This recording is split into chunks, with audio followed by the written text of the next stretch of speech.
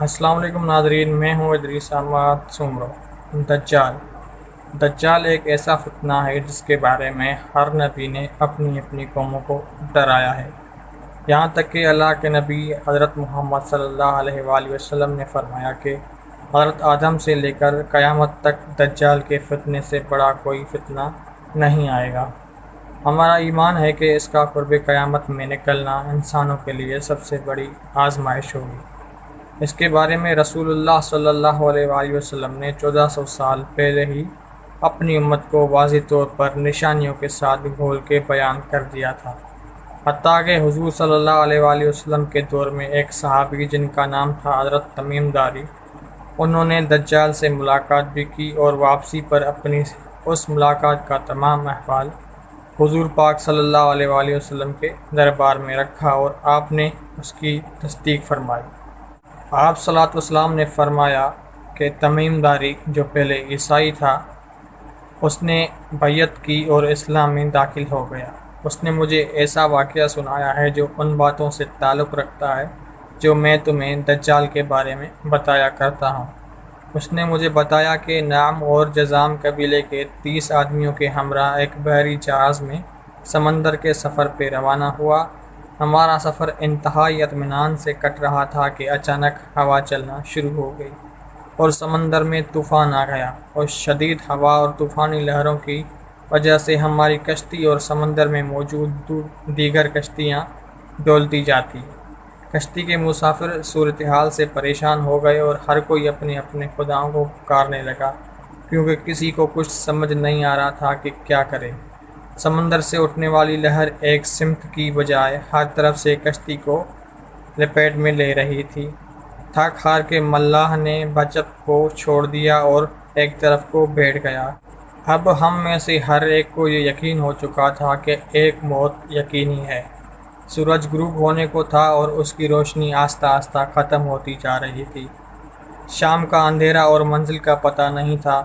یہ بھی خبر نہ تھی کہ کشتی کس سمت میں جا رہی ہے اور سمندر کی لہریں اب کب تک کشتی کو سلامت رہنے دیں گی۔ اس خوف و ہراس کی حالت میں رات گزر گئی اور صبح کی ہلکی ہلکی روشنی پھیلنے سے ہر طرف اجالا ہو گیا۔ کشتی کے رات پر ہچکولے کھانے کے بعد کسی کو کچھ خبر نہ تھی کہ ہم کہاں پہنچ گئے۔ پھر اگلا دن بھی اسی کیفیت میں گزرا، پھر اسی طرح رات کے بعد دن، دن کے بعد رات آتی گئی اور ہماری کشتی کو سمندر میں پھنسے ہوئے پورے 30 دن گزر گئے۔ پھر اچانک ایسا منظر آیا جیسے درخت سمندر میں کھڑے ہوں۔ 30 دن سے مصیبت میں پھنسے مسافروں کو یہ مناظر دیکھ کر امید کی کچھ نظر آئی اور ملاح نے جلد از جلد وہاں پہنچنے کے لیے پوری قوت کے ساتھ چبوت چلانے شروع کر دیے اور کشتی کو تیزی کے ساتھ ان درختوں کی طرف لے جانے لگا۔ کشتی میں موجود مسافر جنہیں یقین ہو گیا تھا کہ اب موت کے سوا کچھ چیز نہیں ہے، ان کے چہرے پہ زندگی کی امید نظر آنے لگی۔ پھر کشتی جوں جوں قریب ہوتی گئی درخت صاف نظر آنے لگے۔ ملاح نے پوری قوت سے کشتی چلا رہا تھا اور سورج غروب ہونے سے پہلے پہلے ان درختوں تک پہنچا جائے تاکہ کہیں ایسا نہ ہو اندھیرا ہو جانے کے بعد ہم اس آخری امید سے بھی ہاتھ دھو بیٹھیں۔ پھر کشتی آہستہ آہستہ ان درختوں کی طرف بڑھتی رہی اور جب درخت کے قریب ہوئے تو سارے مسافروں کو یہ جان کر خوشی ہوئی کہ یہ سمندر میں واقع ایک جزیرہ ہے۔ ابھی سورج مکمل غروب نہیں ہوا تھا کہ کشتی کنارے پہنچ گئی۔ مسافروں کو اس جزیرے میں اترے زیادہ دیر نہیں گزری، درختوں کے درمیان ایک عجیب و غریب جانور نکلا۔ اس جانور کے پورے جسم پہ بال تھے اور اس طرح لمبے اور گھنے بال تھے کہ یہ معلوم ہی نہ ہوتا تھا کہ جانور کا اگلا حصہ کون سا ہے اور پچھلا حصہ کون سا ہے۔ سارے مسافر اس عجیب و غریب جانور کو دیکھ کر حیران اور پریشان ہو گئے، کیونکہ انہوں نے اس سے پہلے کبھی ایسے جانور کو نہیں دیکھا تھا۔ اب اس پراسرار جانور جزیرہ کو دیکھ کر سب پریشانی میں مبتلا ہو گئے کہ یہ کیا بلا ہے۔ ایک مسافر نے دوسرے مسافر سے پوچھا کہ یہ کیا چیز ہے۔ جانور نے مسافر کی یہ بات سن لی اور مسافر کے جواب سے پہلے جانور خود بولا، میں جاسوس جساجہ ہوں۔ جانوروں کے انسانوں کی طرح گفتگو کرنے سے تمام مسافر مزید پریشان ہو گئے، کیونکہ آج تک انہوں نے کسی جانور کو انسانی زبان میں بولتے نہیں دیکھا تھا، نہ کہ سنا تھا۔ चुनाते सब समझने लगे कि हो न हो ये कोई जिन है और हमारे सामने आ गया है। तुम्हारी जासूसी का मकसद क्या है और तुम किस लिए जासूसी करते हो? एक मुसाफिर ने हिम्मत करके उससे पूछा। मैं जिसके लिए जासूसी करता हूँ उसे तुमसे मिलने का बेहद शौक है। वह तुमसे बातें करना चाहता है, लिहाजा तुम मेरे साथ चलो।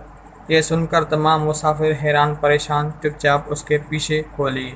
वो अजीब व गरीब जानवर दरख्तों के रास्ते होता हुआ एक पुराने महल के सामने खड़ा हुआ। महल को चारों तरफ से बुलंद व बाला दरख्तों ने घेर रखा था। मुसाफिरों ने वहां पहुंचकर परेशान नज़रों से उसकी तरफ देखा और फिर जानवर की तरफ सवालिया नज़रों से देखने लगे। जानवर फिर आगे चला और सब मुसाफिरों को एक बड़ी दरवाजे से गुजारते हुए महल के अंदर ले गया। महल के अंदर दाखिल होते हुए सब ने देखा कि एक बहुत बड़ा शख्स जंजीरों में जकड़ा हुआ था और रिहाई के लिए कोशिश कर रहा था। हमने उससे पहले इतने बड़े कदावर और इतने ज़्यादा रौब वाले शख्स को कभी नहीं देखा था। एक मुसाफिर ने हिम्मत करके पूछा कि कौन हो?